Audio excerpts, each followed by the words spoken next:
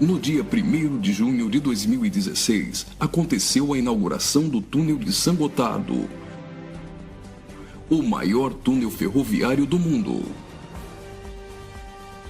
São 57 quilômetros cortando os Alpes suíços. A inauguração foi um evento de grande porte, transmitida por vários canais de televisão de todo o mundo.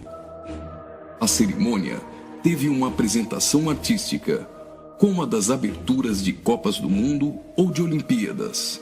A encenação, intitulada Sacre do Gotardo, foi carregada de elementos do ocultismo, além de trazer mensagens de uma nova ordem mundial. Muitas autoridades e a Nata Econômica Europeia participaram dessa solenidade. Dentre as personalidades presentes estavam o presidente da Suíça, Johann Schneider, a chanceler da Alemanha, Angela Merkel, o presidente da França, François Hollande, e o primeiro-ministro da Itália, Matteo Renzi. A inauguração do túnel teve ainda uma celebração ecumênica e recebeu a bênção sacerdotal de um rabino do judaísmo, de um imã do islamismo, de um padre da Igreja Católica e de uma pastora luterana. Vamos analisar alguns elementos dessa celebração bizarra, que muitos analistas chamaram de inauguração da nova ordem mundial. Na primeira parte, em ambiente fechado, a humanidade é representada por uma marcha de zumbis, pronta para receber ordens. Surge então um anjo na forma de bebê. Aparentemente, este representa Lúcifer. O anjo caído já começa a apresentar semelhanças com Baphomet, que é um dos principais símbolos de Satanás em algumas linhas de culto pagão. Observe, dentre as personalidades presentes, esse sujeito, portando um cetro e vestido com traje de algum tipo de organização ou irmandade. Ele traz um broche com a figura de um bode que deve representar também Baphomet. A cerimônia macabra evolui para a aparição de um homem-bode, representando um demônio-chefe. Esse demônio exerce autoridade e liderança sobre outros demônios que são liberados pelo mundo, representado aqui pela ferrovia. Por essa ferrovia, passam vários períodos da humanidade, revivendo alguns tipos de sociedades secretas e rituais pagãos dos celtas, da Grécia Antiga, do hinduísmo e principalmente do Egito Antigo. Observe ao fundo a figura do Sol, representando um dos principais objetos de adoração das culturas antigas. Sob a ordem do chefe, os demônios se lançam para cumprir sua missão na Terra. Aqui, vemos a representação de antigas sacerdotisas e místicos adoradores, todos sendo conduzidos pelo homem-bode. As sacerdotisas estão levando um cordeiro, como algo a ser oferecido em sacrifício.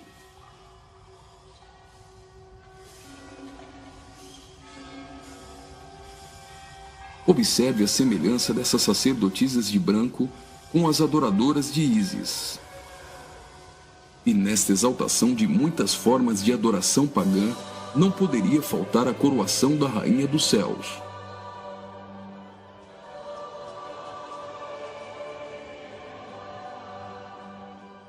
A cerimônia prossegue, agora em um ambiente externo. A parte interna exaltou a adoração pagã histórica. Na parte externa, o evento se torna uma cerimônia satânica regida pelo homem-bode. Os zumbis representam a humanidade manipulada, caminhando rumo a um futuro incerto. Os atores correm atrás de uma conquista. O túnel inaugurado literalmente furou 57 quilômetros de rochas nos Alpes suíços. Aparentemente, aqui a humanidade está tentando vencer a rocha, que pode representar Jesus.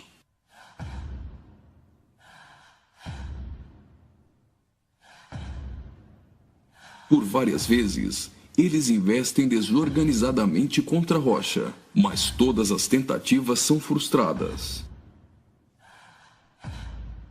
Até o momento em que eles se unem e conseguem um importante progresso.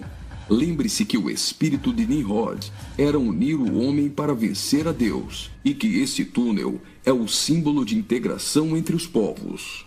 Observe que eles conseguem a abertura de um portal. A representação desse portal lembra o CERN. O CERN é a Organização Europeia para a Pesquisa Nuclear. Está localizado na região de Genebra, na fronteira franco-suíça, a pouco mais de 200 quilômetros do túnel de Saint-Gothard. No CERN, encontra-se o LHC, o maior acelerador de partículas atômicas do mundo e maior máquina que o homem já construiu. Ele tem 27 quilômetros de circunferência e está a 100 metros abaixo da superfície. O CERN está em busca da antimatéria e tentando recriar o Big Bang.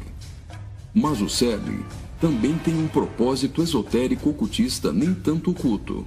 Segundo a própria comunidade científica, o CERN pretende acessar outras dimensões e se conectar com forças desconhecidas. O respeitadíssimo físico Stephen Hawking advertiu que os experimentos do CERN podem representar graves perigos a nosso planeta. No prefácio de seu livro, Stardust, Hawking afirmou que o acelerador de partículas poderia causar uma decadência catastrófica do vácuo, o que levaria o tempo e o espaço a entrarem em um colapso. Isso poderia destruir não somente o planeta Terra, mas também o sistema solar e todo o universo. Você já deve ter ouvido falar da partícula de Deus, ou bóson de Higgs. Até o Papa implorou a comunidade científica a suspender as operações do LHC, advertindo que eles poderiam abrir os portões do inferno. Observe também que a logo do CERN é a junção de 3 números 6, 666. As cenas seguintes mostram uma sociedade em transformação. Do portal que foi aberto, procede a direção para a humanidade. Veja que uma nova sociedade vai surgindo. O espírito da rebeldia e da sensualidade marcam as pessoas. A decadência da humanidade é representada tanto na forma de uma queda literal, como através da sensualidade.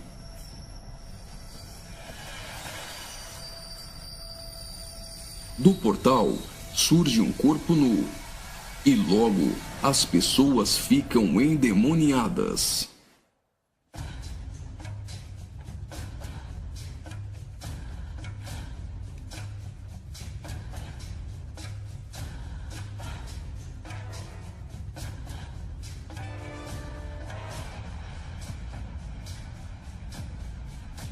Veja a representação de que existe algo dentro deles. Trabalhadores do túnel aparentemente são representados aqui, mas observe que a verdadeira representação é o deus Shiva, da trindade hinduísta. Shiva é o deus da destruição. Ele destrói para dar lugar a algo novo. A dança de Shiva é considerada a manifestação física do ritmo cósmico. Observe que na entrada do principal laboratório do CERN existe uma imagem de Shiva. A dança destruidora de Shiva é associada à aceleração ou à dança das partículas. A cena seguinte lembra os operários mortos na construção do túnel, mas na verdade representa o sacrifício humano.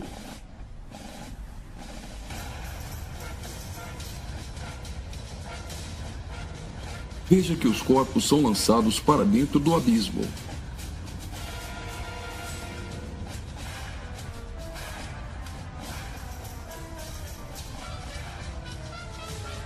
Preste atenção. Do fundo do abismo, as mãos vêm receber o sacrifício.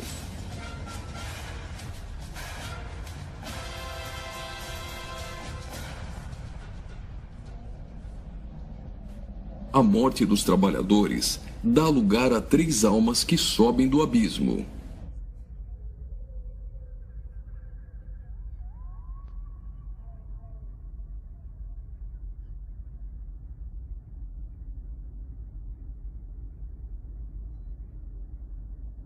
Surge então um enorme olho que tudo vê, ou o Olho de Horus, um importante símbolo usado pelos Illuminati.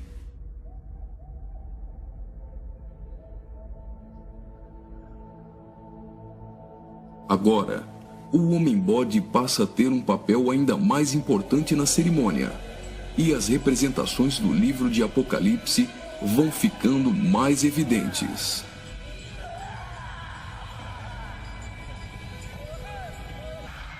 Veja como os demônios se parecem muito com o orixá Omolu.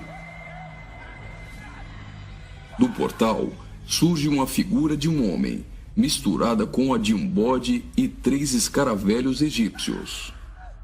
O escaravelho simboliza o deus Khepri, o deus do sol nascente.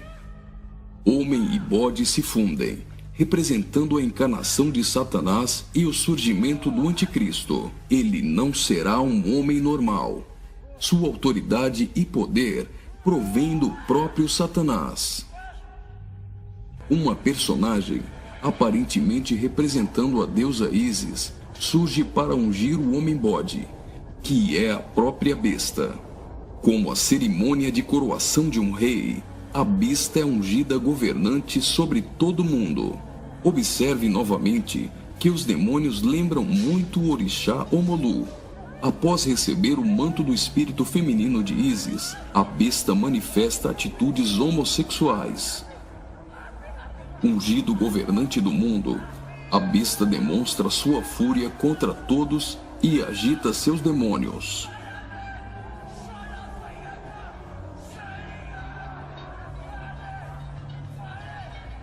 Logo, os demônios sob comando da besta ficam ouriçados.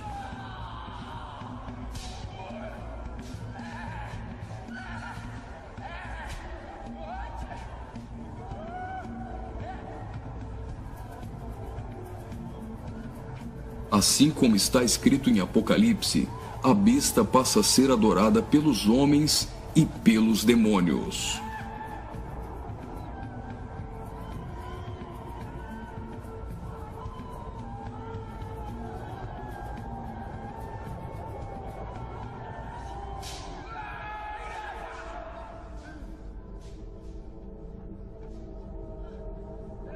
Observe agora o surgimento de 11 personagens, aparentemente representando a Igreja dos 11 Apóstolos. A besta terá autoridade para perseguir a Igreja e para matar os que não lhe adorarem.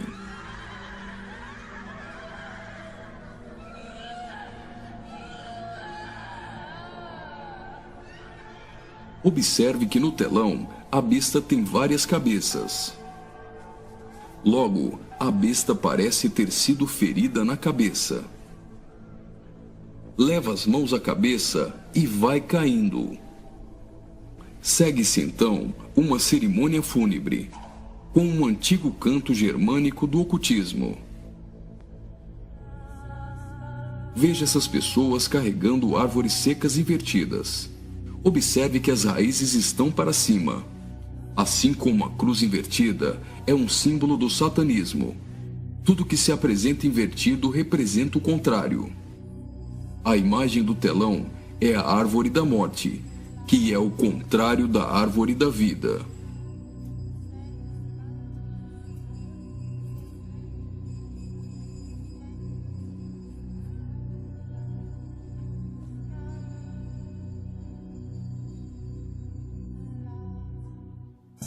A tecnologia é mostrada como um instrumento para manipular o homem. O avanço da ciência nos últimos dias foi profetizado por Daniel. Observe agora a semelhança da imagem no telão com a Pokébola do game Pokémon GO.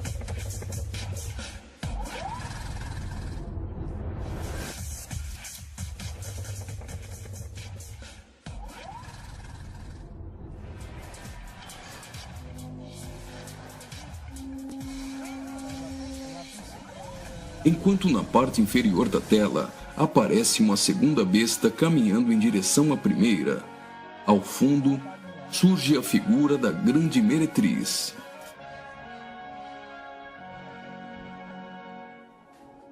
Observe que a segunda besta ressuscita a primeira.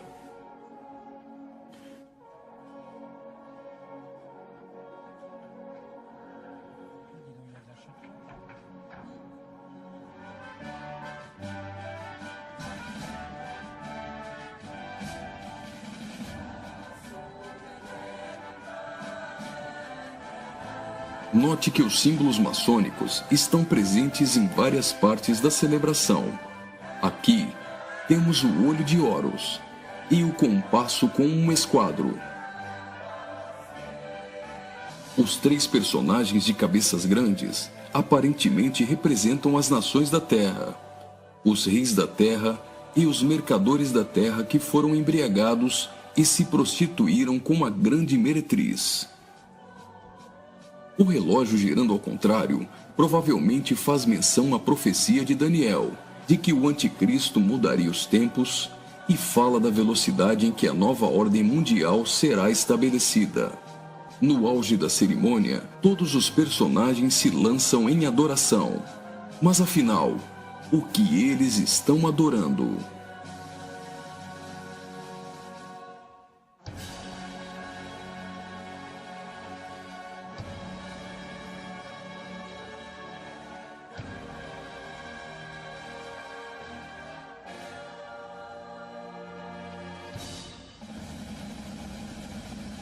Então, o trem sai do túnel. Mas certamente eles não estão adorando um trem. Eles adoram aquele a quem pensam que venceu a rocha. Eles adoram o grande dragão, a antiga serpente, que se chama Diabo e Satanás, o sedutor de todo mundo. Pensam que Satanás venceu a Cristo. A celebração é como se fosse uma grande vitória, como a consumação de uma enorme conquista.